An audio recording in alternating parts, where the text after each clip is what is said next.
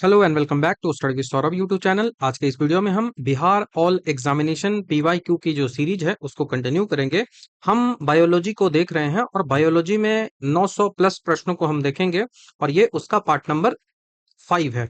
इससे पहले मैंने 4 पार्ट्स जो हैं वो ऑलरेडी अपलोड कर दिया है, जिसमें मैंने जो भी 30 प्रश्न थे उनको डिस्कस किया था। तो आज हम आगे बढ़ते हैं। 120 नंबर तक हमने डिस्कस कर लिया है। 121वां नंबर का प्रश्न है, उसको बढ़ते हैं। हमसे पूछा जा रहा है कि एलोसोम क्या है। एलोसोम क्या है? देखो, हमारे पास हमारे बॉडी में क्रोमोसोम होते हैं, तो वो क्रोमोसोम दो टाइप में डिवाइड होते हैं। हमारे बॉडी के जो भी क्रोमोसोम्स होते हैं वो क्रोमोसोम्स दो पार्टों में डिवाइड होते हैं। क्रोमोसोम जो होते हैं वो क्रोमोसोम दो पार्टों में डिवाइड होते हैं। पहला जो क्रोमोसोम होता है उसको हम बोलते हैं जो सेक्स को डिटरमाइन करता है। सेक्स डिटरमाइन करता है। डिटरमाइन मतलब सेक्स को बताता है कि कौन सा सेक्स जो है वो होगा, मतलब सेक्स क्रोमोसोम इसको कहते हैं। तो जो सेक्स क्रोमोसोम होता है, जो सेक्स क्रोमोसोम होता है उसको हम एलोसोम कहते हैं। एलोसोम कहते हैं। सेक्स क्रोमोसोम जो होता है उसको एलोसोम कहा जाता है। तो एलोसोम से हमारा आंसर तो सेक्स क्रोमोसोम बन गया है। लेकिन वैसे क्रोमोसोम जो शरीर के अन्य सभी गुणसूत्र जो कि लिंग निर्धारण नहीं करते हैं, उन सबको, जो सेक्स को डिटरमाइन नहीं करते हैं, उनको ऑटोसोम कहा जाता है। उनको ऑटोसोम्स कहा जाता है। अब ऑटोसोम्स जो होते हैं वो कितने होते हैं? तो आपको पता है कि ऑटोसोम्स जो होते हैं वो 22 जोड़ी होते हैं। 22 जोड़ी जो होते हैं वो ऑटोसोम होता है, और सेक्स डिटर्मिनेशन वाला जो होता है वो एक जोड़ी होता है। एक जोड़ी होता है। एक जोड़ी सेक्स डिटर्मिनेशन वाला जो क्रोमोसोम होगा, ओलोसोम जो होगा, वो मेल और फीमेल में डिफरेंट होगा। मेल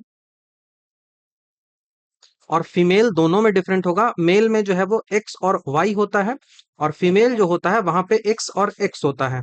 22 गुणसूत्र सही है, लेकिन यहां से यदि 22 तो आएगा ही, 22 के बाद यदि यहां से आता है 22 plus X Y, 22 plus X Y, तो ये जो क्रोमोसोम है ये एक्स वाई यदि आता है, और दूसरा आएगा 22 प्लस, मेल से भी एक्स आ जाए और फीमेल से भी एक्स आ जाए, तो ये एक्स एक्स होगा। तो ऐसा जब कंडीशन आता है तो वो जो है वो जो सेक्स का डिटर्मिनेशन है ये कैसे करेगा? तो ये जो होगा वो बेटी हो जाएगी।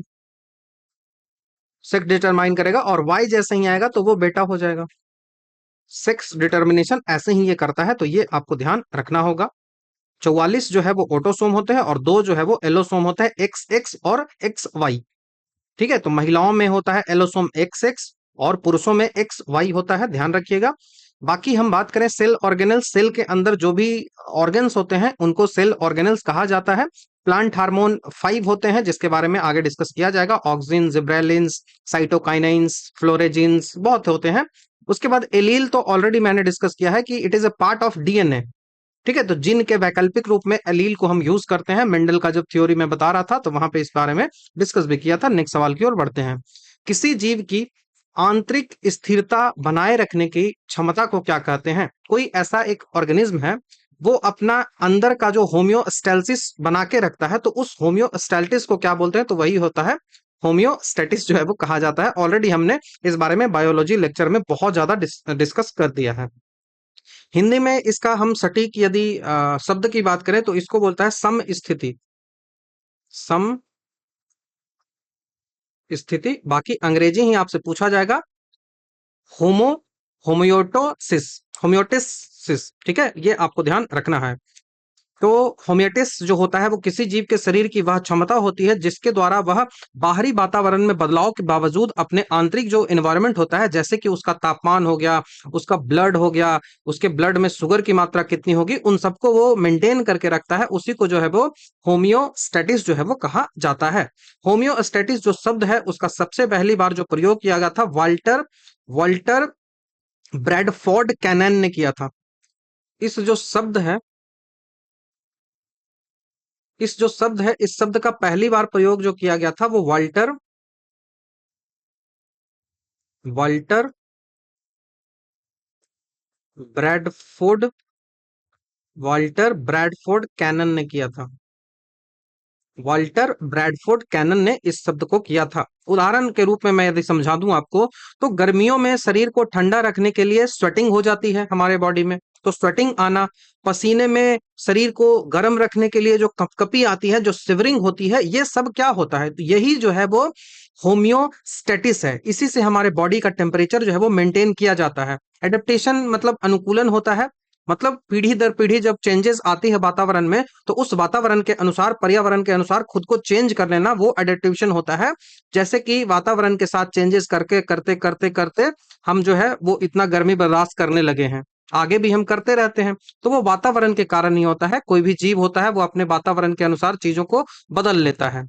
ठीक है, तो वो अडेप्टेशन होता है। यदि आप नहीं बदलिएगा तो आप जो है वो एक्सटिंक्ट हो जाइएगा। माइग्रेशन आपको पता है, भोजन की तलाश में या फिर शिकार की तलाश में मौसम खराब होने के कारण एक जगह से दूसरे जगह जब आप जाते हो तो वो माइग्रेशन जो है वो कहलाता है। ठीक है, तो ये आपको ध्यान रखना होगा। नेक्स्ट सवाल की ओर बढ़ते हैं। इवोल्यूशन जो है, जैव जीव का विकास जो हुआ है, उसको सर्वप्रथम किसने समझाया था? इवोल्यूशन को सबसे पहले जो है वो लैमार्क ने समझाया था। डार्विन हो गया, लैमार्क हो गया, ये सब की थ्योरी आती है। तो इवोल्यूशन जो होता है, ऑर्गेनिक इवोल्यूशन की बात करें, जैव विकास की बात करें, तो इसका व्यवस्थित और तार्किक सिद्धांत है वो सबसे पहली बार जो है वो लैमार्क ने दिया था 1809 में। अपनी उनकी किताब थी फिलोसफी जूलॉजिक। लैमार्क जो है ये थ्योरी कब दिया था? तो 1809 में ये थ्योरी दिया था। और उनकी जो किताब थी, उनकी जो बुक थी, उस बुक का नाम था philosophy zoologic. Philosophy zoologic, philosophy zoologic, philosophy zoologic बहुत इंपॉर्टेंट है। ये किताब का नाम भी पूछा जाएगा। और एक सवाल मैं अभी और आपको बताता हूँ, ये पूछा जाएगा। उसके बाद आपसे पूछा जाएगा ना कि लैमार्क जो है वो कहाँ का था, तो लैमार्क जो है वो फ्रांस का था। ये भी सवाल कई बार पूछा गया है, तो ध्यान रखना होगा, फ्रांस का था। इस ही सिद्धांत को लैमार्कवाद कहा जाता है, लैमार्किज्म जो है वो कहा जाता है, या फिर इसको उपार्जित लक्षणों की वंशागति का सिद्धांत भी कहा जाता है, theory of inheritance of acquired characters. जैसे कि जिराफ जो है, उसका गर्दन बड़ा हो जाना, लोहार का जो लोहार का यदि बेटा है तो उसका हाथ जो है वो शक्त होगा, तो ये थ्योरी वैसे फेल हो गया था, क्योंकि इसी को theory of inheritance of acquired character कहा जाता है। उपार्जित लक्षणों की वंशागति का सिद्धांत जो है वो कहा जाता है, जो कि फेल हुआ था। लैमार्क ने अपने सिद्धांत को समझाने के लिए बताया था कि जिराफ की गर्दन लंबी इसीलिए हुआ है क्योंकि वो ऊंचे ऊंचे पेड़ों को खाता था, इसके कारण उसकी गर्दन लंबी हो गई है। ठीक है, जो कि उस समय तो मान लिया गया, लेकिन अब जो है वो सही नहीं है। जीव विज्ञान जो होता है, बायोलॉजी जो होता है, बायोलॉजी शब्द का सबसे पहली बार प्रयोग भी लैमार्क और ट्रेविरेनस ने ही किया था। जीव विज्ञान जो शब्द है, बायोलॉजी जो शब्द है, उसका प्रयोग सबसे पहले लैमार्क और ट्रेविरेनस ने ही किया था। ध्यान रखिएगा। बाकी डार्विन के बारे में मैं बता दूं, चार्ल्स डार्विन जो है, चार्ल्स डार्विन, इन्होंने लैमार्क के बाद 1859 में, 1859 में, 1859 में विकासवाद का सबसे सटीक और मान्य सिद्धांत दिया था, जिसको जो है वो नेचुरल सिलेक्शन कहा गया था। नेचुरल सिलेक्शन जो है वो कहा गया था, नेचुरल सिलेक्शन चार्ल्स डार्विन ने जो दिया था। प्राकृतिक चयनवाद कहा गया था।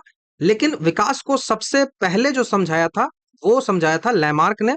लेकिन जो सिद्धांत जो चार्ल्स डार्विन ने दिया था, ये आपको ध्यान रखना होगा। ठीक है, देखो लैमार्क का जो सिद्धांत था ना, उसमें एक सवाल आपसे और पूछा जाएगा कि इस लैमार्क के जो सिद्धांत है, इसको गलत किसने किया था? इसको गलत किसने साबित किया था? तो एक वैज्ञानिक था जिसको नाम था विजमैन, अगस्त विजमैन। तो विजमैन आपको नाम याद रखना है, विजमैन। विजमैन ने क्या किया था? विजमैन ने इसको गलत किया। उसने चूहे की पूंछ है ना, उसको काटकर सिद्ध किया। ऑलमोस्ट 21 बार उसने चूहे की पूंछ को काटा था, और वहां दिखाया कि देखो वेजिटेटिव प्रोडक्शन जो होता है, कायिक परिवर्तन जो होता है, वो अगले पीढ़ी में नहीं जा रहा है। तो इसको जो है वो जर्म प्लाज्म थ्योरी बोला गया। इसको जो है वो जर्म प्लाज्म थ्योरी जो है वो कहा गया, जर्म प्लाज्म थ्योरी। तो कायिक परिवर्तन अगली पीढ़ी में नहीं जाता है, यह सिद्ध किया अगस्त बिजमैन ने। ये आपको ध्यान रखना है। सांप का पैर लुप्त हो गया क्योंकि उसका यूज नहीं करता है, ये लैमार्क का कहना था। उस समय के हिसाब से अपना जो उनको समझ में आया वो उन्होंने बता दिया। डार्विन जो है वो नेचुरल सिलेक्शन की बात करता है। उनकी जो किताब थी on the origin of species उन्होंने लिखा था। डार्विन की जो बुक थी वो बुक का नाम था on the origin of species. On the origin of species, Hindi और अंग्रेजी दोनों में यही रहेगा। जो डार्विन था ना, वो डार्विन ने पूरी दुनिया का यात्रा किया था, और पूरी दुनिया का यात्रा के लिए उन्होंने कौन सा जहाज को यूज किया था, तो उस जहाज का नाम आपसे पूछा जाएगा। जहाज मतलब पानी वाला जो जहाज होता है जिसको शिप बोलते हैं अंग्रेजी में, तो उनका जो जहाज यूज किया गया था वो HMS बेगाल था। HMS बेगल, HMS बीगल नाम का जहाज था। इसी से पूरी दुनिया को उन्होंने यात्रा किया था। और खास करके वो गए कहाँ थे ना, तो वो गैलापैगोस आइलैंड गए थे। किस आइलैंड पे गए थे, तो वो गैलापैगोस आइलैंड, गैलापागोस आइलैंड। अब देखो आप मुझे बताओ कि ये जो गैलापैगोस आइलैंड है, यहाँ पे ये कहाँ है, किस महाद्वीप के लेफ्ट साइड में है। मैं इतना बता देता हूँ कि पश्चिमी साइड में है। अब किस महाद्वीप के पश्चिमी साइड में है ये आप मुझे बताओ। या तो आपके पास दो ऑप्शन है, या तो अफ्रीका आप बताओ, नहीं तो आप दक्षिण अमेरिका बताओ।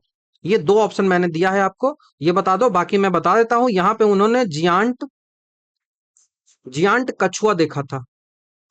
यहाँ का कछुआ जो होता है वो बहुत बड़ा बड़ा होता है, तो उसको कछुआ जो है वो कहा जाता है। टर्टोइज और टर्टल में आपको अंतर पता हो तो मुझे बताइए कमेंट करके। टर्टोइज और टर्टल, टर्टोइज और टर्टल में क्या अंतर होता है आप मुझे बताएं। इनके जो मुख्य बिंदु थे चार्ल्स डार्विन के, वो क्या थे। चार्ल्स डार्विन का कहना था कि संतानोपत्ति की जो प्रचुर क्षमता होती है वो जीव में होती है। जीव अधिक संतान पैदा करना चाहता है, उसमें वो पावर होती है, ये कहा था। उसके बाद स्ट्रगल फॉर एग्जिस्टेंस की उन्होंने बात की थी, कि जो भी जीव है ना उसको अपने एग्जिस्टेंस के लिए स्ट्रगल करना ही पड़ेगा। अगर वो स्ट्रगल नहीं करेगा, स्ट्रगल करने के बाद अडेप्टेशन में नहीं आएगा, तो वो जो है वो एक्सटिंक्ट हो जाएगा। उसके बाद उनका कहना था कि अनुकूल विभिन्नता ही आगे बढ़ाती है। विभिन्नता और वंशागति ही है जो मनुष्य को या फिर कोई भी जीव है उनको आगे इवोल्यूशन की ओर बढ़ाती है। उसके बाद जो है वो survival of the fittest which theory इनकी ही थी। तो ये सब बार बार एग्जामिनेशन में आपसे आएगा। Survival of the fittest, survival of the fittest, ये बहुत बेस्ट थ्योरी है। उत्तर जीविता का सिद्धांत आप इसको बोलते हो। उत्तर जीविता का सिद्धांत इसको कहा जाता है। सर्वाइवल ऑफ द फिटेस्ट इसको कहा जाता है। स्ट्रगल फॉर एग्जिस्टेंस भी लैमार्क बोल रहा हूं, स्ट्रगल फॉर एग्जिस्टेंस भी डार्विन से रिलेटेड है। Struggle for existence, struggle for existence, ये आपको ध्यान रखना होगा। अब एक थ्योरी मैं और आपको बताता हूं जो आपके एग्जामिनेशन के लिए जरूरी है, उसको कहा जाता है म्यूटेशन थ्योरी। वो बोला जाता है mutation theory. Mutation theory, mutation theory मतलब उत्परिवर्तनवाद। उत्परिवर्तनवाद, उत्परिवर्तनवाद मतलब क्या हुआ, उत्परिवर्तनवाद मतलब हुआ, ये सबसे पहले तो दिया किसने था, तो ह्यूगो डी ब्रिज ने दिया था। ह्यूगो डी ब्रिज ने, तो ब्रिज आप याद रख लो, ह्यूगो डी ब्रिज ने दिया था। HD ह्यूगो डी ब्रिज ने दिया था। ठीक है। इन्होंने जो ये जो प्रयोग किया था वो सांध्य प्रिमोज नाम का पौधा था, उस पर उन्होंने किया था। और मुख्य बिंदु की हम बात करें तो विकास क्रमिक नहीं होता है, बल्कि अचानक होने वाले बड़े परिवर्तन होते हैं, म्यूटेशंस होते हैं, उनके कारण होता है। और उन्होंने इसे जो है वो साल्टेशन कहा था। तो उन्होंने किया कहा था कि विकास जो होता है ना, डेवलपमेंट जो होता है, विकास अचानक होता है। अचानक जो है वो बड़े परिवर्तन के कारण होता है, बड़े चेंज के कारण। और उस चेंज को उन्होंने कहा था म्यूटेशन, उसको म्यूटेशन कहा था। और पूरे इस उस पूरे थ्योरी जो है वो उन्होंने इसे साल्टेशन कहा था। पूरे थ्योरी को साल्टेशन जो है वो कहा था, कि विकास अचानक नहीं होता, म्यूटेशन से होता है, और म्यूटेशन इज साल्टेशन। तो ये आपको ध्यान रखना होगा, बहुत इंपॉर्टेंट है। बाकी नियो डार्विज्म बाद भी आता है। डार्विन का जो थ्योरी था उसको मॉडर्न रूप में भी बताया जाता है। यह डार्विन के चयनात्मक और मेंडल का जो आनुवंशिक सिद्धांत है उसका मिश्रण होता है। इसमें विकास के 5 कारण बताए गए हैं। पहला कारण जो बताया गया है वो जीन उत्परिवर्तन को बताया गया है। दूसरा कारण जो है वो गुणसूत्र परिवर्तन को बताया गया है, कि जीन में जो जो म्यूटेशंस होते हैं वो हो गया। गुणसूत्र जो क्रोमोसोम होते हैं उसमें जो जो चेंजेस होते हैं वो हो गया। तीसरा जो हो गया वो अनुवांशिक पुनर्संयोजन होता है, हेरिटेज से जो जो चीजें मिलती है वो हो गया। चौथा जो है वो नेचुरल सिलेक्शन हो गया, और पांचवा जो है वो पृथकीकरण हो गया, सेपरेशन हो गया। ये सब आपको यहाँ ध्यान रखना होगा, सवाल आते रहता है। तो बाकी कई सारी चीज है जो आपको यहाँ पे पढ़नी होती है। कि कौन सा जीव है, कैसे कुछ आया है, सब कुछ बहुत चीजें हैं जो पढ़नी होती है, लेकिन आपको बस याद कितना रखना है वो मैंने आपको यहाँ बता दिया है। बाकी आगे चीजें आएंगी तो हम डिस्कस कर लेंगे। बाकी न्यूटन और आइंस्टीन जो फिजिक्स से संबंधित है तो कोई प्रश्न उठता ही नहीं है यहाँ पे। प्रजातियों के विकास के प्राकृतिक चयनवाद का सिद्धांत जो है वो किसने दिया था? तो डार्विन ने दिया था। अभी तो मैंने डिस्कस किया theory of natural selection, Charles Darwin ने जो है वो दिया था। बाकी मेंडल जो है वो लॉ ऑफ इनहेरिटेंस से संबंधित है। लेमार्क जो है वो इनहेरिटेंस ऑफ एक्वायर कैरेक्टर से संबंधित है।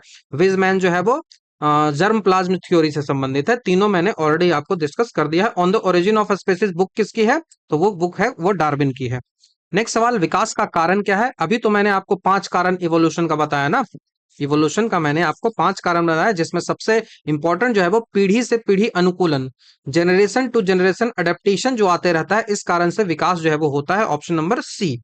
तो पीढ़ी दर पीढ़ी अनुकूलन जो एडेप्टेशन होता है वही एवोल्यूशन का कारण होता है। इसी से नई जो नए जो स्पीसीज हैं वो बनते हैं। ठीक है, ये आपको ध्यान रखना है। अनुकूलन के बिना कोई भी प्रजाति बदलते पर्यावरण में जीवित नहीं रह सकता है। जैसे डायनासोर जो है वो गायब हो गया, उसने अपने आप को अडेप्ट नहीं किया।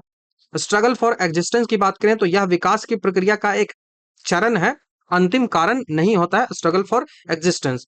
फॉसिल की बात करें तो ये तो एक एविडेंस के रूप में काम करता है, और इनहेरिटेंस की बात करें तो ये तो केवल एक लक्षण होता है जो कि हमें पीछे से हमको मिलता है।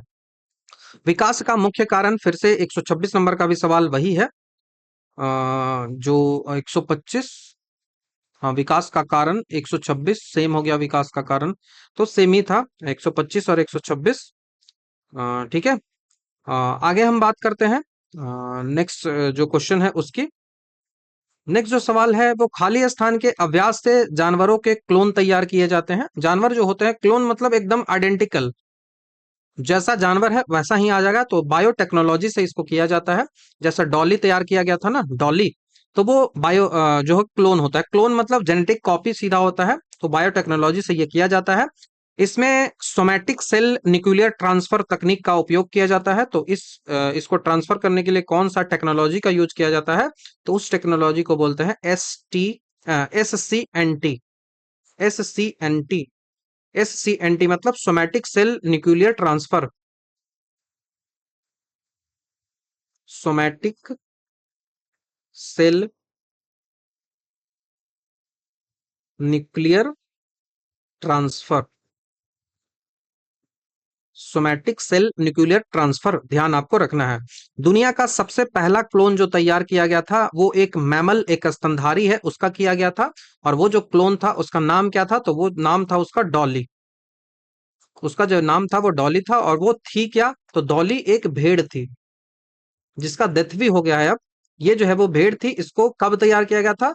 तो 1996 में इयान विलमुट के द्वारा तैयार किया गया था। किसके द्वारा? तो इयान विलमुट। इयान विलमुट। इयान विलमुट के द्वारा भारत में क्लोन की गई पहली जो भैंस है उसका क्या नाम था? क्लोन भैंस, भैंस मतलब बफेलो होता है। पहली जो भैंस है वो थी, उसको गरिमा नाम था। गरिमा जो है वो पहली भैंस थी। और पहली पश्मीनी बकरी, पश्मीनी बकरी, ये कश्मीर में मिलती है। ये जो है वो नूरी थी, नूरी। याद रखना है, नूरी और गरिमा। ठीक है। बाकी जेनेटिक्स आपको पता है, इकोलॉजी क्या पता है, और भ्रूण विज्ञान भी आपको पता है क्या होता है। जेनेटिक्स मतलब माता पिता से जो बच्चों में गुण आता है उसका अध्ययन। इकोलॉजी मतलब जीवों और पर्यावरण के बीच जो संबंध होता है उसका अध्ययन। भ्रूण विज्ञान मतलब एम्ब्रायोलॉजी मतलब भ्रूण जो होता है, जो फेटल होता है, जो बच्चा होता है, उसके विकास, भ्रूण के विकास का अध्ययन जो है वो यहाँ किया जाता है। निम्न में से कौन से ऊर्जा जो है वो खाद्य पदार्थ है? निम्न में से कौन से ऊर्जा खाद्य पदार्थ है? एनर्जी गिविंग फूड है। तो एनर्जी गिविंग जो है वो सबसे ज्यादा एनर्जी आपको कार्बोहाइड्रेट एंड फैट से ही मिलता है, तो कार्बोहाइड्रेट एंड फैट हमारा आंसर होगा। प्रोटीन से भी मिलता है, लेकिन वो जो है वो टूटने में काफी समय लगता है, इस कारण से प्रोटीन का आंसर नहीं करेंगे। कार्बोहाइड्रेट और फैट जो है वो इंस्टेंट एनर्जी की बात करें तो वो भी कार्बोहाइड्रेट हमको इंस्टेंट एनर्जी जो है वो देता है। ठीक है। 1 ग्राम आप कार्बोहाइड्रेट लेते हो तो 1 ग्राम कार्बोहाइड्रेट में कितना किलो कैलोरी आपको एनर्जी मिलेगा? तो 1 ग्राम कार्बोहाइड्रेट में आपको 4.2 किलो कैलोरी एनर्जी मिलेगा। 1 ग्राम यदि आप फैट लेते हो, ये हो गया कार्ब, ये हो गया फैट। फैट जब आप लेते हो तो आपको लगभग 9.3 किलो कैलोरी एनर्जी मिलता है। 1 ग्राम यदि आप प्रोटीन लेते हो, प्रोटीन जो है वो यदि आप 1 ग्राम लेते हो तो उससे आपको 4.2 किलो कैलोरी के आसपास ही एनर्जी जो है वो मिलता है। प्रोटीन जो है वो किसके लिए यूज किया जाता है? तो बॉडी बिल्डिंग ब्लॉक के रूप में यूज किया जाता है। इससे मांसपेशियों जो मांसपेशियां है वो बनती है। ठीक है, ये आपको ध्यान रखना है। तो सीधा सा मतलब है, प्रोटीन जो है जो कार्बोहाइड्रेट है वो कार्बोहाइड्रेट से ज्यादा दुगना जो है वो एनर्जी जो है वो फैट हमें देता है, फैट हमें देता है। ये आपसे पूछा जाएगा। ध्यान रखिएगा कि विटामिन्स और मिनरल्स जो होता है, इनसे कभी भी आपको एनर्जी नहीं मिलेगी। विटामिन्स और मिनरल से एनर्जी नहीं मिलती है। ये सिर्फ और सिर्फ एक प्रोटेक्टिव फूड होता है जो हमारे इम्यून सिस्टम को बनाए रखता है। ठीक है, यहाँ पे 0 कैलोरी एनर्जी आपको मिलेगा। ये आपको ध्यान रखना होगा। कौन किस पार्ट में टूटता है ये ऑलरेडी हमने डिस्कस कर रखा है। वह द्वीप जिस पर चार्ल्स डार्विन ने फिंचेस फिंचेस पर जैव विकास के संदर्भ में अध्ययन किया था। फिंचेस फिंचेस पर जैव विकास के संदर्भ में अध्ययन जो है वो किया था, तो वो गैलापेगोस आइलैंड है उस पे किया था। ठीक है, HMS बैगल जो गाड़ी जो जहाज था उससे गया था। तो डार्विन की फिंच भी इसे कहा जाता है। वहां पे उन्हें छोटे पक्षियों की कई प्रजातियों का अध्ययन किया था, जिसकी चोंच जो है वो अलग अलग तरह से भोजन के लिए अलग अलग आकार में विकसित हो गई थी। और इन पंछियों को बाद में क्या किया गया था? ये क्या है? एक बर्ड्स है, ये जो है वो पंछी है। और इन पंछियों को बाद में क्या कहा गया था? इन पंछियों को बोला गया था डार्विन की फिंच। डार्विन की फिंच, ध्यान आपको रखना है। डार्विन ने अपनी इस यात्रा किससे की थी? तो HMS बिगल से की थी। HMS बिगल। डार्विन की फिंचेस जो है, डार्विन की फिंचेस जो है वो एडेप्टेशन रेडिएशन का सबसे बेहतरीन उदाहरण है कि एडेप्टेशन जो है वो कैसे हुआ था। बाकी हैवलॉक द्वीप की बात करें, हैवलॉक द्वीप जो है वो भारत के अंडमान और निकोबार द्वीप में है, जिसका वर्तमान नाम स्वराज द्वीप कर दिया गया है। माजुली द्वीप की बात करें तो ये जो है वो ब्रह्मपुत्रा नदी पर नदीय द्वीप है। आइलैंड जो है जो कि नदी पे बना हुआ है, और ये आइलैंड का एक जिला है जो कि दुनिया का सबसे बड़ा जिला है जो नदी पे बसा हुआ है, असम में है। ये ध्यान आपको रखना है, मजुली। ठीक है, बाकी आगे हम बढ़ते हैं नेक्स्ट सवाल की ओर। योग्यतम की उत्तरजीविता, सर्वाइवल ऑफ द फिटेस्ट की बात जो है वो किसने की थी? तो सर्वाइवल ऑफ द फिटेस्ट जो है वो डार्विन ने किया था। ऑलरेडी हमने इन सब थ्योरी के बारे में काफी डिटेल से डिस्कस कर रखा है। ठीक है, तो ये आपको ध्यान रखना होगा। मेंडल आनुवंशिकता के जनक हो गए। और जो खुराना आपको है वो भी मैंने बता दिया, जेनेटिक कोड की उसने खोज की थी, जेनेटिक कोड। ये आपको ध्यान रखना होगा। एक कंफ्यूजन ना हो इस कारण से मैं बता देता हूं कि डार्विन ने विकासवाद का मुख्य हिस्सा है। ठीक है, डार्विन जो है वो विकासवाद का मुख्य हिस्सा है, लेकिन वास्तव में जो सर्वाइवल ऑफ द फिटेस्ट जो फ्रेज है उसका सबसे पहली बार प्रयोग जो है वो एक ब्रिटिश दार्शनिक जो हर्बर्ट स्पेंसर ने किया था। तो शब्द कभी आपसे पूछा जाए, जो यूपीपीएससी में पूछा गया है सवाल, ये शब्द जो है वो किसने यूज किया था? बात तो ये सही है, survival of the fittest Darwin ने बताया था, लेकिन ये शब्द जो है, ये वाक्य जो है वो, ये फ्रेज जो है वो सबसे पहले किसने यूज किया था? तो क्वेश्चन देख के आप करिएगा, हर्बर्ट स्पेंसर। ये एक ब्रिटिश जो है वो दार्शनिक था, उसने यूज किया था। डार्विन ने बाद में अपनी पुस्तक में 5वें संस्करण जो एडिशन था उस वाक्य में हर्बर्ट स्पेंसर से लेकर अपने सिद्धांत में शामिल किया था इस वाक्य को। तो ये आपको ध्यान रखना होगा। बहुत इंपॉर्टेंट है। बाकी इतना टफ करेगा तभी ऐसा सवाल आपसे आएगा, अदरवाइज आप आसानी से कर लोगे जो मैंने बताया है। नेक्स्ट सवाल है कि डायनासोर एक्सटेंट हुए थे, किस पीरियड में हुए थे? तो क्रिटेशियस पीरियड जो था उसमें हुआ था। तो ऑप्शन नंबर डी आपको ध्यान रखना होगा। डायनासोर जो है वो मेसाजोइक एरा में पृथ्वी पर हावी थे, जिसे जो है वो एज ऑफ रेप्टाइल्स जो है वो कहा जाता है। एज ऑफ रेप्टाइल्स जो है वो कहा जाता है। डायनासोर जो है किस पीरियड में रहते थे? तो मेसाजोइक एरा में रहते थे। मेसोजोइक एरा, मेसोजोइक जो एरा है उसमें पृथ्वी पर ये रहते थे। और इस एरा को क्या कहा जाता है? तो एज ऑफ रेप्टाइल कहा जाता है। Age of reptiles, age of reptiles जो है वो इसे कहा जाता है। डायनासोर का अंत लगभग 605 करोड़ वर्ष पहले क्रिटेशियस पीरियड के अंत में एस्टेरॉयड जब पृथ्वी पे गिरा था, तो उसके कारण उसका जो अंत है वो हो गया था। ये आपको ध्यान रखना होगा, बहुत इंपॉर्टेंट है। जिस क्षुद्र ग्रह के टकराने से डायनासोर विलुप्त हुआ था, उसका क्रेटर जो है वो मैक्सिको में है, और उसे जो है वो चिक्स चिक्सूल चिक्सुल्ब क्रेटर जो है वो कहा जाता है। तो ये जो डायनासोर खत्म हुए थे, वो खत्म कैसे हुए थे, एक्सटिंक्ट कैसे हुए थे? तो वो एक्सटिंक्ट हुए थे जो एस्टेरॉयड है, क्षुद्र ग्रह जिसको बोलते हैं एस्टेरॉयड, एस्टेरॉयड टकराने से। और जो एस्टेरॉयड टकराया था वो कहाँ पे टकराया था? तो मैक्सिको में अभी है यो, वो है यूएसए का, यूएसए बोल रहा हूँ, उत्तर अमेरिका का एक जो है वो कंट्री है, जिसको मैक्सिको जो है वो कहा जाता है। तो उस मैक्सिको में वो एस्टेरॉयड है, उसका जगह है, और उस एस्टेरॉयड को, उस जगह को क्या बोलते हैं? उस जगह को कहा जाता है Chicxulub, Chicxulub crater, Chicxulub crater. आप मुझे बताओ कि भारत में कोई ऐसा जगह है जहां पे एस्टेरॉयड गिरा था और वहां पे एक जो है वो मतलब एक झील बन गया है? क्या जो कोई ऐसा जगह है आप मुझे बता सकते हो कमेंट में। बाकी मैं बात करूं टाइग्रेसिस युग की, टाई टाई एग्रिस जो युग है उसकी मैं बात करूं, टाई एग्रिस युग की, ये वाला है ऑप्शन नंबर बी, टाई एग्रिस युग। तो ये इस युग से पहले जो है वो डायनासोर का उत्पत्ति जो है वो हुई थी। उसके बाद जोरासिक पीरियड की बात करें तो इस युग में डायनासोर का सबसे अधिक विकास और डोमिनेंस था। तो जोरासिक जो पीरियड है, जोरासिक वर्ल्ड मूवी भी बनी है, वो इस पीरियड में डोमिनेंस था डायनासोर का, डोमिनेंस ऑफ डायनासोरस। ठीक है। उसके बाद परमियन की बात करें, परमियन जो है वो पैलियोजोइक एरा का अंतिम काल होता है। इसमें पृथ्वी का सबसे बड़ा सामूहिक जो है वो विलुप्तीकरण हुआ था, ग्रेट डाइंग स्फेयर में हुआ था। तो मे भी कभी पूछ दिया जाए तो ग्रेट डाइंग यहाँ पे हुआ था, ग्रेट डाइंग। ठीक है, ध्यान रखिएगा। नेक्स्ट सवाल की ओर बढ़ते हैं। सवाल है कि अफ्रीका की मूल जनजाति जो है वो क्या है? तो अफ्रीका की जो मूल जनजाति है उसको निग्रोइड जो है वो कहा जाता है, निग्रोइड जो है वो कहा जाता है। मानव प्रजाति के भौगोलिक वितरण के अनुसार निग्रोइड जो प्रजाति होती है वो मुख्य रूप से अफ्रीका, विशेष रूप से जो सहारा वाला क्षेत्र है, जो यहाँ पे ऐसे अगर अफ्रीका ऐसे ऐसे कहीं कुछ है तो इस वाले जो पार्ट है, इस वाले पार्ट में जो है वो सहारा वाला क्षेत्र ये कहा जाता है। तो यहीं पे जो है वो मूल निवासी यहीं पे मिलते हैं, निग्रोइड। ठीक है। तो होमो सिम्पियस की उत्पत्ति जो है वो सबसे पहले अफ्रीकन महाद्वीप में हुई थी, इसीलिए अफ्रीका जो महाद्वीप है उसको मानव जाति का पालना, क्रेडल ऑफ ह्यूमन काइंड भी कहा जाता है।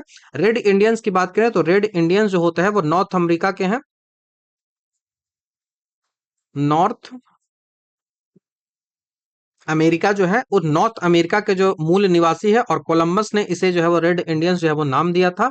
मंगोलॉयड की बात करें तो ये मुख्य रूप से पूर्वी एशिया का है, मंगोलॉयड जो है वो ईस्ट एशिया का है, खास करके चाइना, जापान, कोरिया और दक्षिण पूर्व एशिया में देखने को ये मिलता है।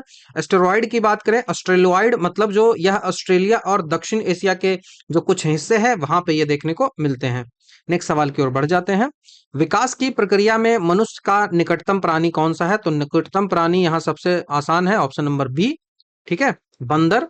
बंदर जो होता है वो सबसे निकटतम है, क्योंकि मनुष्य और बंदर दोनों ही प्राइमेट्स हैं। उनका जो ऑर्डर है, पीसी ऑफ है, मैंने बताया था ना, पीसी ऑफ है, जीएस पढ़ो। तो ये phylum, class, order, family, group और तब स्पेसीज, और इससे पहले जो है वो किंगडम आता है।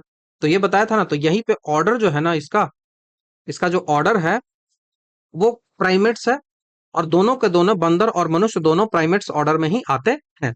ठीक है, ये आपको ध्यान रखना होगा। बाकी मैं बात करूं चिंपैंजी की, अगर विकल्प में चिंपैंजी होता या फिर एप होता तो वो सबसे निकटतम होता, क्योंकि मनुष्य लगभग 98.8% जो डीएनए होता है ना, वो चिंपैंजी के साथ ही मिलता है।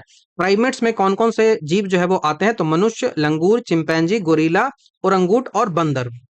तो इनकी जो ऑर्डर होती है वो कौन सा ऑर्डर है, वो प्राइमेट्स है। ऑर्डर जो होती है वो प्राइमेट्स है, और इस प्राइमेट्स में कई सारे जीव आते हैं। इस प्राइमेट्स में कई सारे जीव आते हैं। इसमें आता है ह्यूमन, इसमें आता है लंगूर, जिसको एप कहा जाता है, लंगूर। लंगूर नहीं, एप शायद, हाँ शायद, पता नहीं। लंगूर जो है, उसके बाद जो है वो चिंपैंजी, चिंपैंजी हो गया, उसके बाद गोरीला हो गया, गोरिल्ला, उसके बाद ओरंगूट हो गया। सब एक ही टाइप का जीव है। ओरंगुटान हो गया, देन जो है वो बंदर हो गया। अब इसमें भी सबसे डिटेल पूछा जाए तो वो चिंपैंजी होगा। उसके बाद जो है वो लंगूर एप आ जाता है। तो ये आपको ध्यान रखना है, चिंपैंजी, गोरिल्ला, क्योंकि आप देखते हो ना चिंपैंजी खड़ा भी हो पाता है। तो ये आपको ध्यान रखना है। बाकी गाय, हिरन, बाघ जो है वो मैमल्स है, लेकिन ये प्राइमेट्स नहीं है। प्राइमेट्स, प्रोटिस्टा जो समूह होता है उसमें निम्नलिखित में से कौन शामिल है? ये जो है वो फाइलम है। ये पीसी ऑफ है, इसमें जो पहला जो वर्ड हमने दिखाया ना, ये फाइलम कहलाता है। फाइलम कहलाता है। उसी फाइलम में कई सारे जो फाइलम जो है वो आते हैं। कई सारे फाइलम, बहुत सारे फाइलम जो है वो आते हैं, जैसे कोडोटा फाइलम, ऑर्थोपोडा फाइलम, नेडेरिया फाइलम, प्लेटा हेलमेंथिस, एस्क हेलमेंथिस, नेडेरिया, बहुत सारे आते हैं। तो उन्हीं में से आपको प्रोटिस्टा के बारे में पूछा जा रहा है कि प्रोटिस्टा जो ग्रुप है उसमें निम्नलिखित में से कौन शामिल है? जो प्रोटिस्टा होते हैं वो यूनिसेलुलर होते हैं, और यूनिसेलुलर होने के साथ ही साथ यूकैरियोटिक होते हैं। वो प्रोकैरियोटिक नहीं है, पुराने नहीं है, वो यूकैरियोटिक है, नए हैं, लेकिन उनके सेल जो है वो उतने डेवलप नहीं हुए कि बहुत ज्यादा सेल मिल जाए, तो वो यूकैरियोटिक ही होते हैं। आर एच विटेकर का जो 5 क्लास क्लासिफिकेशन है उसके अनुसार जो है वो किंगडम प्रोटिस्टा जो होता है वो उन सभी जीवों को रखा गया है जो यूनिसेलुलर है, और जिसके केंद्रक जो होता है वो पूर्ण विकसित यानी कि यूकैरियोटिक होते हैं। ठीक है, ये किसका डिवीजन है? तो ये डिवीजन है उसका, ये डिवीजन है आर एच विटेकर का। आर एच विटेकर का ये जो डिवीजन होता है वो कई सारे पार्टों में डिवाइड जो है वो किया गया है। ठीक है, डिवीजन जो होता है वो कई सारे पार्टों में किया गया है। आप जब डिवीजन के बारे में पढ़ेंगे तो कई सारे डिवीजन हुए, जैसे आपको मैं एक एक करके सारे डिवीजन को यदि बताऊं, तो सबसे पहला जो डिवीजन होगा वो कितने क्लास का होगा? तो एक क्लास का। कुछ नहीं, सिर्फ और सिर्फ एक क्लास हम मानेंगे कि एक क्लास का डिवीजन हो रहा है, तो वो डिवीजन क्या होगा? वो प्राचीन काल में सबसे पहला डिवीजन होगा, वो यही डिवीजन होगा। और इस एक क्लास डिवीजन को कहा था अरस्तु ने। अरस्तु है, उसने सबसे पहले ये डिवीजन दिया था। और लिविंग ऑर्गेनिज्म सीधा कह दिया था कि लिविंग ऑर्गेनिज्म जो सजीव है वो कहलाते हैं। तो इनका एक ही क्लास था, कुछ नहीं, बस सजीव। इसमें पौधे, जानवर के बीच कोई भी संबंध जो है वो नहीं, कोई भी अंतर जो है वो नहीं कहा गया था, दोनों सेम है। उसके बाद दूसरा जो क्लास आपको देखेंगे वो दो क्लास देखेंगे। तो दो क्लास वाला डिवीजन किसने किया था? तो दो क्लास का जो डिवीजन है वो लीनियस ने किया था, कार्लोस लीनियस। तो लीनियस ने टू क्लास डिवीजन जो है वो किया था। इसमें जो है वो पादप जगत और जंतु जगत उन्होंने बताया था। दो क्लास डिवीजन में एक जो है वो पादप, प्लांट बता दिया था, और दूसरा जो है वो जंतु बता दिया था। तो वो जंतु जगत हो गया। ठीक है, और कमियां थी कि इनमें प्रोकैरियोटिक और यूकैरियोटिक के बारे में नहीं बताया गया था। तीसरी जो क्लास डिवीजन होगा वो 3 क्लास वाला होगा। तो 3 क्लास का जो डिवीजन किया गया था वो अर्नेस्ट हिक्कल के द्वारा किया गया था। तो अर्नेस्ट हिक्कल के द्वारा जो है वो किया गया था। अर्नेस्ट हिक्कल है, उसके द्वारा 3 क्लास का डिवीजन किया गया था। इसमें प्लांट था, एनिमल था, उसके साथ ही साथ प्रोटिस्टा एक जो है वो जोड़ दिया गया था। तो पहला जो है वो प्लांट था, दूसरा जो है वो एनिमल था, और तीसरा जो है वो प्रोटिस्टा जोड़ा गया था। तो ये 3 क्लास वाला डिवीजन हो गया। उसके बाद 4 क्लास का डिवीजन मैं बता दूं कि कौन दिया था। तो 4 क्लास का जो डिवीजन दिया गया था वो हर्बर्ट एच कोपलैंड ने दिया था।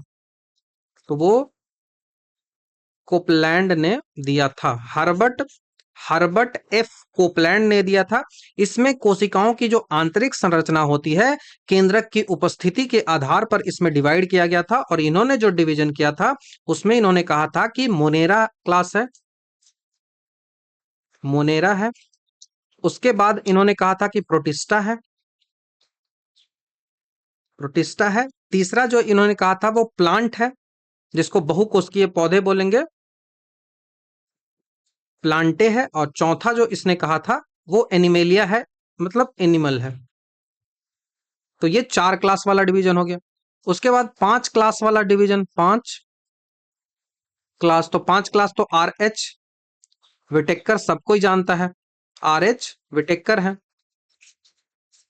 ठीक है, आर एच विटेकर जो है वो 5 क्लास वाला क्लासिफिकेशन हो जाएगा। आर एच विटेकर ने कोशिका संरचना, पोषण की विधि कैसी है, शारीरिक संगठन उसका कैसा है, इस आधार पर बांटा था। और इसमें कौन कौन सा आता था, तो इसमें आता था प्रोटिस्टा, नहीं प्रोटिस्टा से पहले मोनेरा आएगा। मोनेरा आया जिसमें बैक्टीरिया और साइनोबैक्टीरिया को रखा गया। उसके बाद जो है वो प्रोटिस्टा आया, प्रोटिस्टा आया। प्रोटिस्टा जो था उसमें अमीबिया, अमीबा, पैरामीशियम, जितने भी एक कोशिकीय यूकैरियोटिक जो जीव थे उनको रखा गया। तीसरा जो डिवीजन था वो फंगी वाला था। फंगी, फंगी मतलब कवक जगत था, जिसमें मशरूम, ईस्ट, उसके साथ ही साथ जो है वो वैसा जीव जो ना मृत्युपजीवी सेप्रोफाइटिक जो जीव थे उनको रखा गया, जो अपना भोजन खुद नहीं बनाते, तो फंगी हो गया। उसके बाद जो चौथा इसका डिवीजन रहा, चौथा जो डिवीजन इसका रहा वो प्लांट रहा,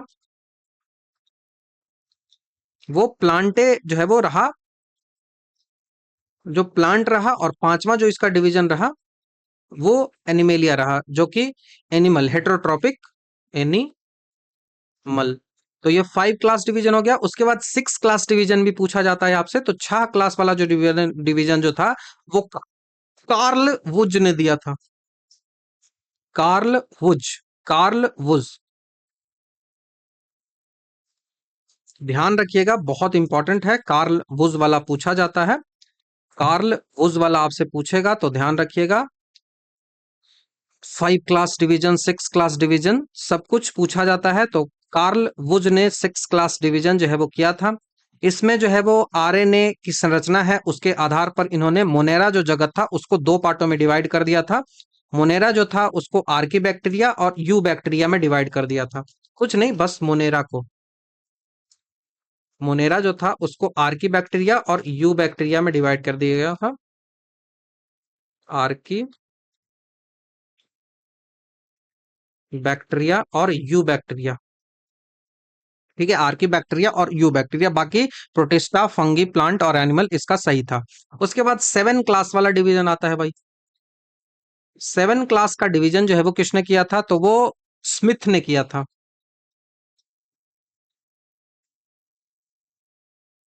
स्मिथ है, उसने किया था, ध्यान रखिएगा। पूरा नाम कार्वेलियर स्मिथ था। आधुनिक जेनेटिक्स और इलेक्ट्रॉनिक्स माइक्रोस्कोप के आधार पर इसमें 7 पार्टों में डिवाइड किया गया था, जिसमें बैक्टीरिया हो गया, आर्की बैक्टीरिया है जिसको आर्किया कहा गया, प्रोटोजोवा, उसके बाद प्रोमिस्टिया है, फंगी है, प्लांट है, एनिमल है, ये सब यहाँ पे रखा गया था। तो बस नाम आपसे पूछा जाएगा एक एक करके। फर्स्ट क्लास जो डिवीजन है वो अरस्तु ने दिया था। 2 क्लास वाला जो डिवीजन है वो कार्लोन लीनियस ने दिया था। 3 क्लास वाला जो डिवीजन है अर्नेस्ट हिक्कल ने दिया था। 4 क्लास वाला जो डिवीजन है वो कॉपलैंड ने दिया था। 5 क्लास वाला जो डिवीजन है वो आर एच विटेकर ने दिया था। 6 क्लास वाला कार्ल वुज ने दिया था। 7 क्लास वाला डिवीजन स्मिथ ने दिया था। बस इतना से ज्यादा कुछ नहीं आपसे पूछेगा, ध्यान आपको रखना होगा। और पूछा जाता है कनेक्टिव लिंक के बारे में, आपको युग्लिना याद रखना है, आपको युगलिना याद रखना है। युगलिना क्या है? युगलिना जो है वो कनेक्टिंग लिंक माना जाता है, किसके किसके बीच? तो पौधे और जंतुओं के बीच, प्लांट एंड एनिमल के बीच जो है वो कनेक्टिंग लिंक माना जाता है, क्योंकि इसमें क्लोरोफिल पाया जाता है। तो प्लांट और एनिमल के बीच ये कनेक्टिंग लिंक है। आप मुझे बताओ कि आर्कियोपटेरिक्स जो है, आर्कियोपटेरिक्स जो है वो किसके किसके बीच का कनेक्टिंग लिंक जो है वो माना जाता है? आर्कियोपटेरिक्स कमेंट में बता सकते हो यदि आपको आता है तो। नेक्स्ट जो ऑप्शंस की बात करें वो हेट्रोट्रॉपिक की बात करें, तो हेट्रोट्रॉपिक जो है वो जो दूसरे पर जीवित खाना के लिए दूसरे पर जीवित रहते हैं, तो हेट्रोट्रॉपिक यूकैरियोटिक होते हैं। ऐसे एनिमल और कवक जो है वो आते हैं, बहुकोशिकीय होते हैं, दूसरे पर जीवित रहते हैं। नेक्स्ट सवाल की ओर बढ़ जाते हैं। भोजन अभिग्रहण करने वाले अंग जो है वो होते हैं, भोजन जो लेता है उसको, वैसे अंग को जो है वो स्यूडोपोडिया जो है वो कहते हैं, स्यूडोपोडिया। ऑप्शन नंबर सी आपको ध्यान रखना है। प्रश्न थोड़ा सा स्पष्ट नहीं है, यहाँ पे अमीबा जो है वो यूज किया गया। हाँ देखो, अंग्रेजी में अमीबा यूज किया गया है। अमीबा में जो भोजन मिलता है वो स्यूडोपोडिया से मिलता है, जिसको कूटपाद, झूठा पैर जो है वो कहा जाता है। इसी से वो सब कुछ जो है वो करता है, इसी से है वो सब चीज करता है। मुझे आप बताओ कि अमीबा जो है वो बाहरी वातावरण से भोजन जो लेता है उस प्रक्रिया को क्या कहते हैं? अमीबा बाहरी वातावरण से भोजन को लेता है तो उस प्रक्रिया को क्या कहा जाता है? बहुत इंपॉर्टेंट है, एनसीईआरटी 9th क्लास में आपको ये मिल जाएगा और पूछा भी गया एग्जामिनेशन में, तो ध्यान रखिएगा। बाकी वैक्यूल्स की बात करें, तो वैक्यूल्स जो है वो पौधे में बहुत बड़े बड़े वैक्यूल्स होते हैं जो भोजन को स्टोर करके रखते हैं, और प्लांट जो एनिमल होते हैं उनमें छोटे वैक्यूल्स जो है वो होते हैं। और तो ध्यान रखिएगा, बाकी ऐसा कोई है नहीं यहाँ पे डिस्कस करने लायक। नेक्स्ट सवाल की ओर बढ़ते हैं। अनुकूलन परिस्थितियों में अमीबा जो है वो जनन करता है, तो अमीबा का जो जनन होता है वो बाइनरी फ्यूजन से होता है, binary fusion. Option number B आपको ध्यान रखना है। जब भोजन और तापमान जैसी परिस्थितियां जो है वो फेवरेबल होती है तो अमीबा एक बहुत ही सरल सीधा सीधा दो पार्टों में बढ़ जाता है। ऐसे ऐसे कोई अमीबा है, इसमें जो डिवीजन होगा और अगला प्रोसेस में एक ऐसे बन जाएगा, एक ऐसे बन जाएगा, सीधा डिवाइड हो जाएगा, कोई ज्यादा लफड़ा नहीं है, और इसको बोला जाता है बाइनरी फ्यूजन। Binary fusion. चूंकि अमीबा का शरीर कभी मृत नहीं होता बल्कि दो हिस्सों में बढ़ जाता है, इसीलिए जो है वो इमोर्टल भी इसे कहा जाता है, मरता नहीं है, अमर जीव भी इसे कहा जाता है। मल्टीपल फ्यूजन की बात करें, मल्टीपल फ्यूजन की बात करें तो जब परिस्थितियां प्रतिकूल होती हैं, परिस्थितियां अपने अनुसार नहीं होती है, तो अमीबा अपने चारों ओर एक कठोर आवरण जो है वो बना लेती है और अंदर ही अंदर कई हिस्सों में टूट जाती है, तो ये बहु विखंडन जो है वो कहा जाता है। ये भी जो है वो अमीबा में ही होता है, वो अमीबा में ही होता है। दोनों हो गया। बडिंग आपको पता, मैंने ऑलरेडी बता दिया है बडिंग क्या होता है। हाइड्रा और ईस्ट में आपको देखने को मिलेगा, हाइड्रा एंड ईस्ट में देखने को मिला। कैसे होता है ये भी मैंने बता दिया। फर्मेंटेशन जो किण्वन होता है वो स्पाइरोगाइरा में होगा, स्पाइरो गायरा जो शैवाल होता है वहां पे होता है फ्रेगमेंटेशन। नेक्स्ट सवाल की ओर बढ़ते हैं। आप शंख जो है इकाइनोडर्मेटा के लिए क्या सत्य है? शंख जो है वो फाइलम इकाइनोडर्मेटा के लिए, शंख जो है उसके बारे में आपसे सवाल पूछा जा रहा है। तो जंतु जगत में जो संघ होता है वो इकाइनोडर्मेटा, इकाइनोडर्मेटा जैसे कि स्टार फिश, समुद्री आर्चीड, इन सब के बारे में जो है वो पूछा गया है। ये जो जीव होते हैं वो ट्रिप्लोब्लास्टिक होते हैं, और इनमें जो है वो कोलेमेट जो है वो पाई जाती है, मतलब उनकी जो देह गुहा है, देह में जो कैविटी है, वो बॉडी में कैविटी पाई जाती है, उसको कैलोमेट जो है वो कहा जाता है। तो ये ट्रिप्लोब्लास्टिक है, मतलब इसका जो लेयर है, जर्म लेयर है, वो 3 होता है। ट्रिप्लोब्लास्टिक, बाइब्लास्टिक जो है वो कहा जाता है। तो ये ट्रिप्लोब्लास्टिक है, मतलब इनके ह्यूमन जैसे तीन, जो जैसे ह्यूमन में 3 लेयर होते हैं, वैसे ही इंडो करके जो होता है, इंडोमेसियम, पेरीमेसियम और ऐसे करके जो होता है ना, उसमें टिप्रोब्लास्टिक ये होते हैं। ठीक है। इनकी सबसे बड़ी विशेषता जो होता है, इनका वाटर वेस्कुलर सिस्टम होता है जो इन्हें चलने और भोजन पकड़ने में मदद करता है। इस संघ के सभी जंतु जो होते हैं वो पूर्ण रूप से समुद्री होते हैं, तो वो मरीन होते हैं, ये मीठे और जमीन पर नहीं रह सकते हैं, समुद्री जीव ही होते हैं। तो इसके लिए सत्य कथन बोल रहा है, तो ये त्रिस्तरीय है और इन्हें जो है वो सिलोमेन गुहा होती है। तो they are triploblastic and have coelom cavity. तो ये जो होता है वो तो सही है। इसमें विशिष्ट जल संवहन लाल होता है, ये भी सही है। यह विशेष रूप से मुक्त जीवी समुद्री है, exclusively free living marine animal जो है वो होते हैं, तो ये मरीन में ही रहते हैं। ठीक है, तो ए, बी और सी तीनों सही है, इस कारण से उपयुक्त में से एक से अधिक जो है वो हमारा आंसर हो जाएगा। Option number D, option number D. तो डी हमारा जाएगा उपयुक्त में से एक से अधिक। इकाइनोडर्मेटा में गति करने के लिए एक विशेष प्रकार का जो है वो ऑर्गन होता है, जिसको ट्यूब फिट जो है वो कहा जाता है। इसकी त्वचा जो है उस पे कांटे जो है वो पाए जाते हैं। ठीक है, उसके कांटे पाए जाते हैं, बाकी कभी डिस्कस करेंगे आगे। दुनिया के पहले पादप पादप पराग कणों जिन्हें जो है वो इलिया डिम्स जो है वो जाता है, कि इलिया डिम्स जीवाश्म हाल ही में किस देश में पाए गए हैं? तो दुनिया के पहले पराग कण जो होते हैं, जो पॉलिन होते हैं, in which country where the tilia dims fossil of the world first plants pollinators जो होता है रिसेंटली फाउंड। ठीक है, तो वो कहाँ है? तो वो रूस में। रूस जो है option number C. Current affair का सवाल था उस समय का, अभी नहीं पूछा जाएगा ऐसे सवाल, ध्यान रखिएगा। दुनिया का सबसे पहला जो परागकण जो है, वर्ल्ड का पहला जो परागन हुआ था, मधुमक्खियों के अस्तित्व में आने से बहुत पहले ये परागन हो चुका था। तो उस बारे में ये बात कही जा रही है। कीटों के माध्यम से जो परागन होता है उसको एंटेमोफिली कहा जाता है, ये आप बस याद रख लीजिएगा। निम्नलिखित में से कौन सा क्लोरोप्लास्ट का एक लक्षण है जो उसे स्व प्रकृतिक के योग्य जो है वो बनाता है, सेल्फ रेप्लिकेशन के योग्य जो है वो बनाता है? तो ये presence of both DNA and RNA, presence of both DNA and RNA, option number A की बात करते हैं। क्लोरोप्लास्ट हरित लवक जो होता है और माइटोकॉन्ड्रिया जो होता है वो शरीर के ऐसे दो अनूठे अंग होते हैं जिनमें सेमी ऑटोनोमस ऑर्गेनेल कहा जाता है। किसको किसको? क्लोरोप्लास्ट और माइटोकॉन्ड्रिया को। क्लोरोप्लास्ट एनिमल में, और माइटोकॉन्ड्रिया जो है, माइटोकॉन्ड्रिया जो है वो कहाँ पाया जाता है? तो माइटोकॉन्ड्रिया जो है वो मनुष्यों में हो गया। तो ये जो होते हैं वो सेमी ऑटोनोमस ऑर्गन इसको कहा जाता है, सेमी ऑटोनोमस ऑर्गन जो है वो इसे कहा जाता है, हमने ऑलरेडी बता दिया है। इसके पास क्या होता है? तो इसके पास अपना जो है वो इसका डीएनए होता है और वो सर्कुलर होता है, सर्कुलर डीएनए होता है दोनों के पास। इसके साथ ही साथ इनके पास जो है वो आरएनए भी होता है, अपना जेनेटिक मटेरियल इनके पास हो गया ये। उसके साथ ही साथ इनके पास जो है वो 70s का राइबोसोम होता है। ये यूकैरियोटिक है, फिर भी इनके पास 70s का ही राइबोसोम होता है, ये भी आपको ध्यान रखना है, सवाल पूछा जाता है। तो ये 70s का राइबोसोम होना ये दिखाता है कि ये जो है वो इंडो सिम्बायोटिक सिद्धांत कहता है। इसका कहने का मतलब हो गया कि करोड़ों साल पहले क्लोरोप्लास्ट और जो माइटोकॉन्ड्रिया थे वो स्वतंत्र रूप से कोई बैक्टीरिया रहे होंगे, जो बाद में डेवलपमेंट होते होते बड़ी कोशिकाओं के रूप में जो है वो बन गए हैं। ठीक है, तो ये आपको ध्यान रखना होगा। ठीक है, ये थ्योरी भी बार बार पूछ ली जाती है। तो नेक्स्ट सवाल की ओर बढ़ते हैं। 140 नंबर का सवाल है कि डीएनए और आरएनए दो प्रकार के क्या है? तो ये न्यूक्लिक एसिड होते हैं।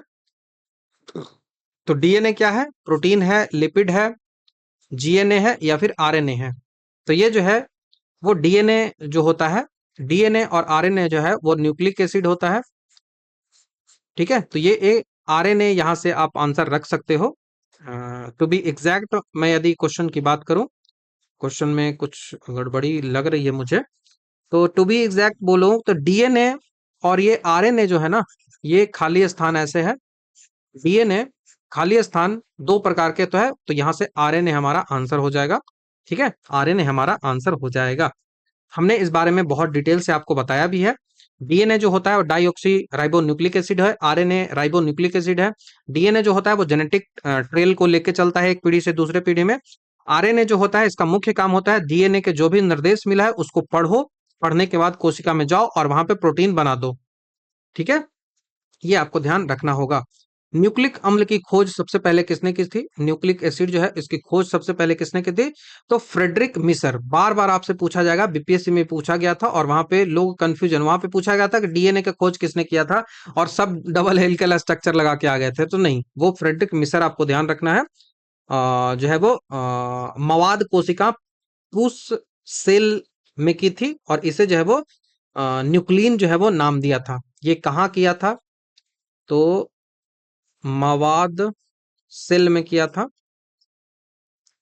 उस सेल्स है वहां पे किया था, और इसको नाम जो है वो क्या दिया था,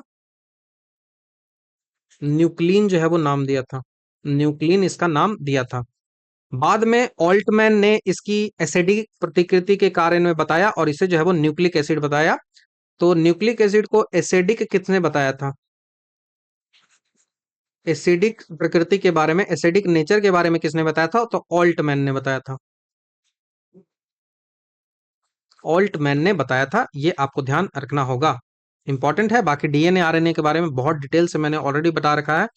देखो यही सवाल से कंफ्यूजन हो जाता है, helical structure Watson and Crick ने खोजा था।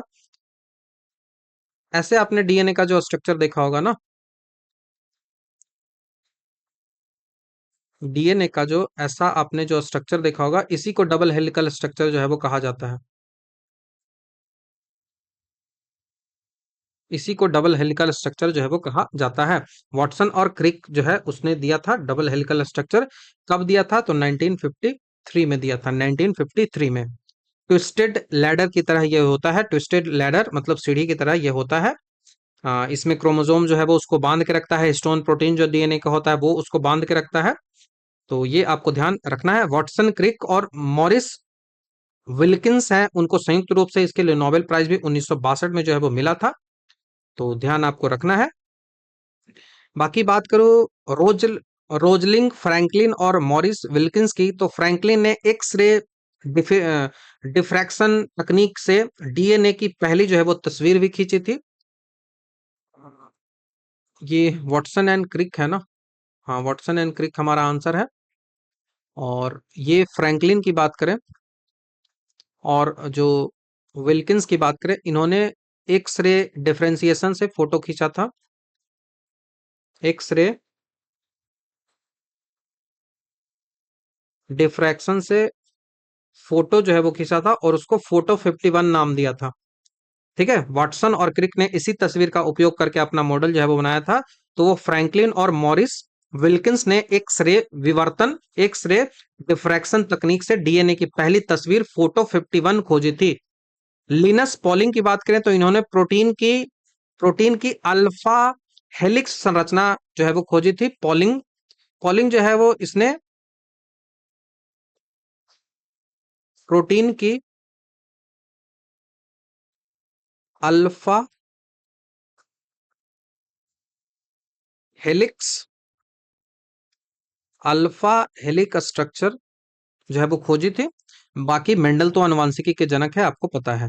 ठीक है, नेक्स्ट सवाल की ओर बढ़ते हैं। 142 नंबर का सवाल, वह लक्षण वह लक्षण जिन पर 5 जगत वर्गीकरण आधारित है, तो मैंने ऑलरेडी आपको बता दिया है कि 5 जगत जो वर्गीकरण है वो आधारित है सेल वॉल, सेल मेम्ब्रेन, नहीं, ये cell wall, nuclear membrane and mode of nutrition, ये 3 आधार पर जो है वो आर एच विटेकर ने पांच पांच क्लासिफिकेशन जो है वो किया था।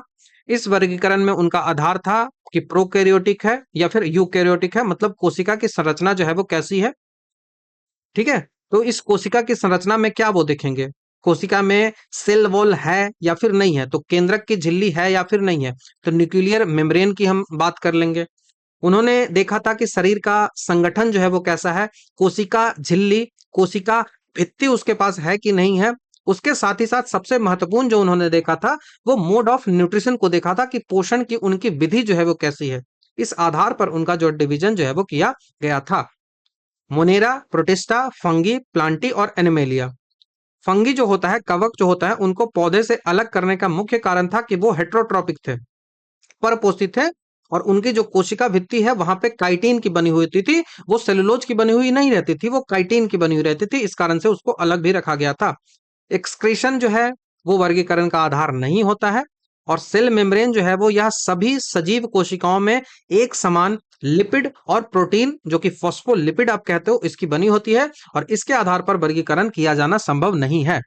वर्गीकरण के जो द्विनाम पद्धति जो देखते हो, होमो के बाद जो सेपियस देखते हो, होमोसेपियस, ये द्विनाम पद्धति है। ये किसने दिया था, तो द्विनाम पद्धति जो है वो लीनियस ने दिया था, लीनियस ने दिया था, कार्लोस लीनियस जो है उसने दिया था द्विनाम पद्धति। ये ध्यान आपको रखना है। तो फादर ऑफ टैक्सोनॉमी भी इन्हें कहा जाता है। अपनी पुस्तक सिस्टमा नेचुरिया, इनका लिनियस का पुस्तक जो था उसका नाम था सिस्टेमा नेचुरे। सिस्टमा नेचुरे अपनी पुस्तक थी, इसमें जंतुओं के लिए और स्पेसीज प्लांटनम जो था वो प्लांट के लिए पुस्तक इनकी थी। तो ये तो जो है वो एनिमल के लिए होगी, और प्लांट के लिए जो इसकी पुस्तक थी वो स्पेसीज प्लांटारम जो है वो कहलाया था। ये आपको ध्यान रखना होगा। हाँ, बाकी जो बॉस इंडिकस गाय का नाम है वो यही द्विनाम पद्धति है। विलियम जोहानसन की बात करें तो जीन शब्द जो है वो जोहानसन ने दिया था। जैसे जोहानसन, जैसे जीन जो शब्द है वो जोहानसन ने दिया था। जीन शब्द बीपीएससी में पूछा गया है, जीन शब्द जोहानसन। उसके बाद वॉटसन की बात करें तो वॉटसन एंड क्रिक ने डबल हेलिकल स्ट्रक्चर जो है वो खोजा था। वेल्थम और हुकर की बात करें तो इन्होंने जो है वो सीड प्लांट का प्राकृतिक वर्गीकरण जो है वो किया था। सीड प्लांट जो होता है का वर्गीकरण, सीड जो प्लांट होते हैं उनका, वैसे प्लांट जिनमें सीड्स होते हैं उनका वर्गीकरण 144। वर्गीकरण की आधारशिला इकाई का है तो क्या मैंने बताया, पीसी ऑफ है। जीएस पढ़ो। फाइलम सबसे बड़ा, और इससे भी बड़ा किंगडम होगा। तो पीसी मतलब फाइलम जो है, उसके बाद जो है वो क्लास आएगा, क्लास के बाद जो है वो ऑर्डर आएगा, ऑर्डर के बाद जो है वो फैमिली आएगा, फैमिली के बाद जो है वो ग्रुप आएगा, और ग्रुप के बाद जो है वो स्पीसीज आएगा। तो फंडामेंटल क्या है, फंडामेंटल तो स्पीसीज ही है। फंडामेंटल तो स्पीसीज ही है, तो जाति सबसे फंडामेंटल है। ऑप्शन नंबर डी हमको याद रखना है। सबसे आधार जो है वो जाति ही होती है।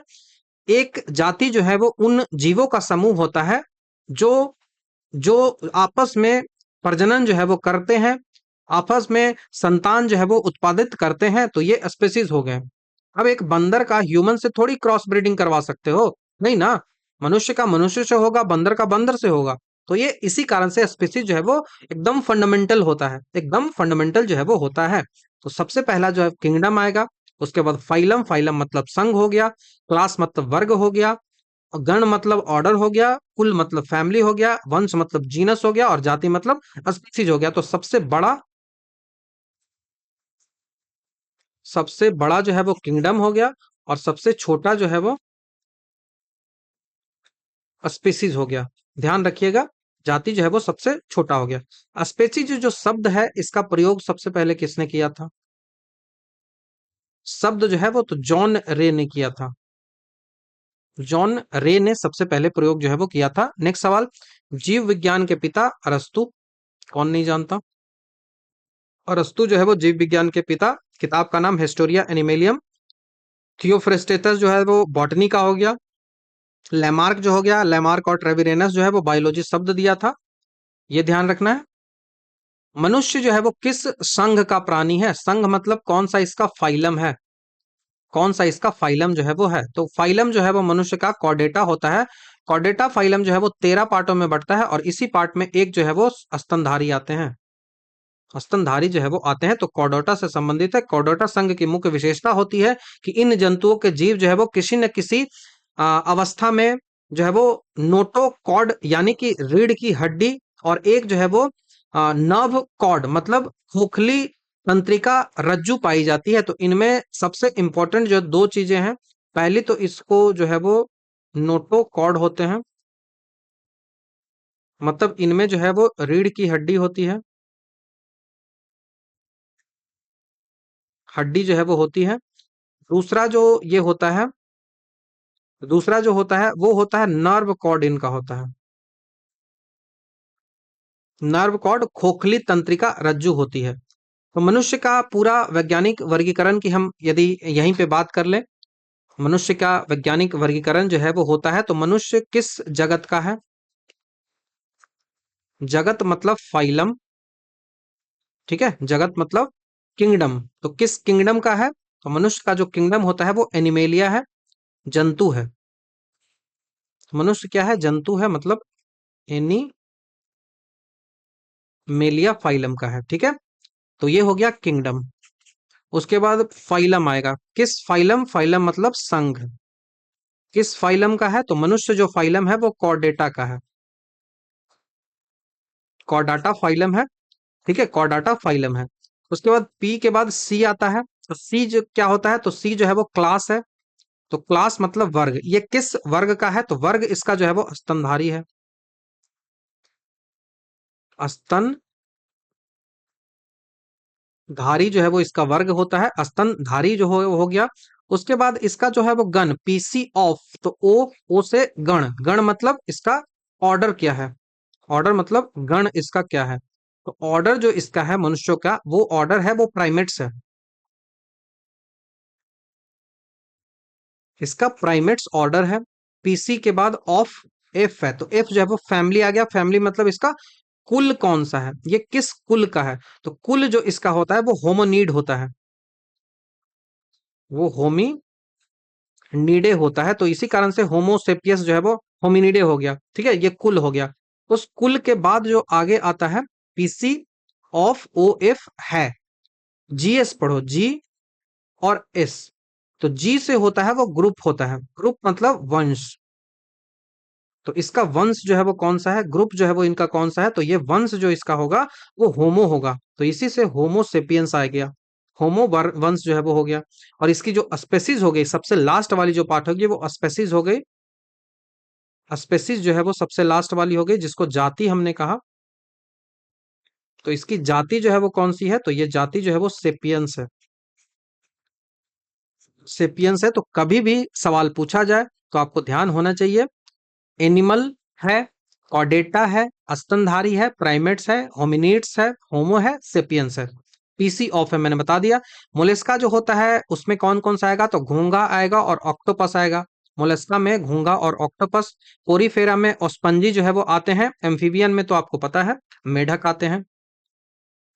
सवाल है कि बायो नोमेनक्लेचर जो होता है, बाइनोमियल मतलब द्विनाम पद्धति जो होता है, उसके बारे में हम बात यहाँ पे करेंगे। तो द्विनाम पद्धति जो होता है, ये द्विनाम पद्धति जो है वो दो लैटिन शब्दों से मिलकर बना हुआ होता है। द्विनाम पद्धति सजीवों का ये वर्गीकरण होता है, जिसमें पहला जो शब्द होता है,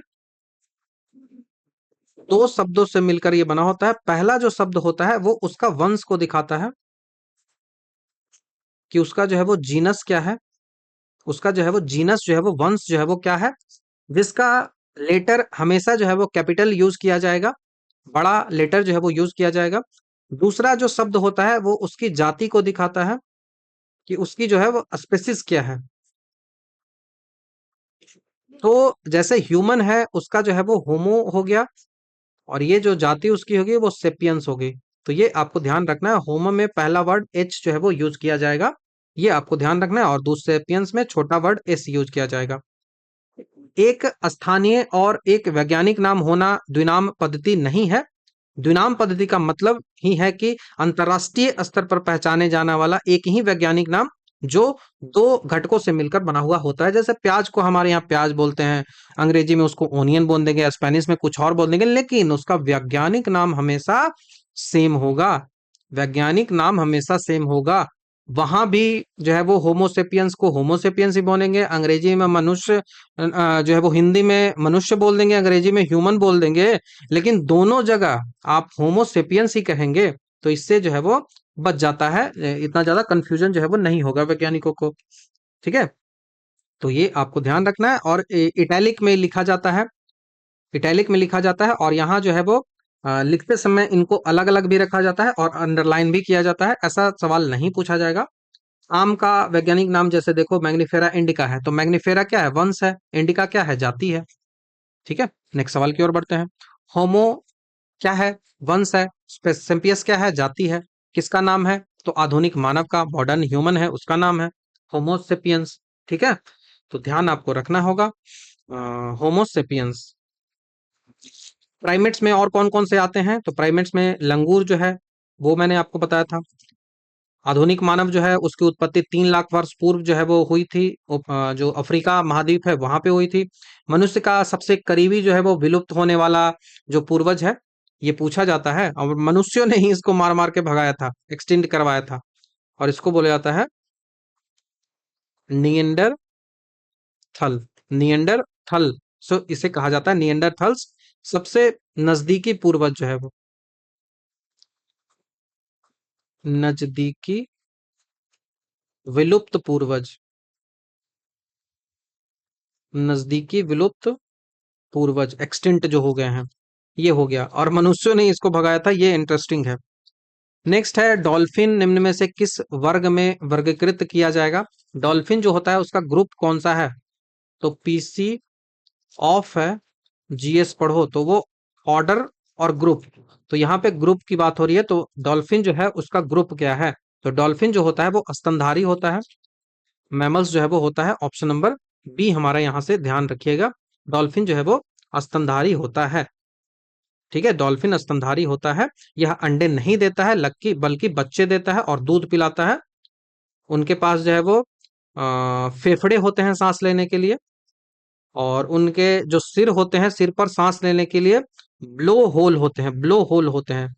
मत्स्य जो होता है वो गिल्स से सांस लेते हैं, कोल्ड ब्लडेड होते हैं। डॉल्फिन जो है वो वार्म ब्लडेड होता है। सरीसृप और उभयचर जो होते हैं वो अंडे देते हैं।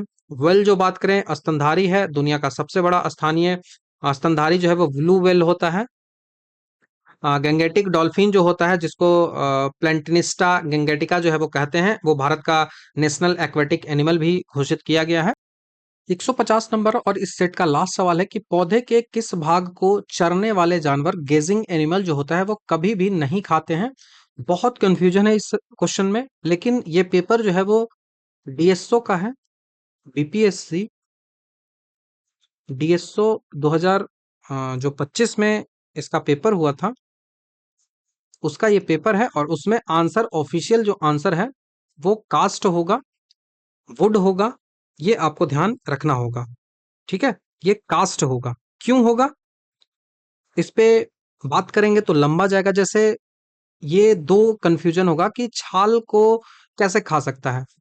तो देखो, छाल जो होता है ना वो आउटर और इनर दोनों होता है। तो आउटर वाला छाल को तो नहीं खाएगा, लेकिन इनर वाला छाल जो कि मुलायम होता है उनको जानवर खा लेते हैं। लेकिन वुड को तो कभी नहीं खा पाएगा ना, क्योंकि वुड जो है वो शुद्ध जाइलम है, जो पूरी तरीके से सूखा और पोषण विहीन होता है। ठीक है, उसमें लिग्निन होता है, सेलुलोज से बनी होती है। लिग्निन बहुत कठोर होता है, पॉलीमर होता है। तो चरने वाले जानवर जो है उनमें ऐसा कोई एंजाइम होता ही नहीं है कुछ जो लिग्निन को पचा लेगे। उसके साथ ही साथ बहुत ज्यादा कठोर होता है, न्यूट्रिशन इसमें नहीं होता है। बार्क आप आंसर लगा सकते हो, लेकिन बीपीएससी ने माना ही नहीं है उसको ना, वुड वुड को माना है बीपीएससी ने।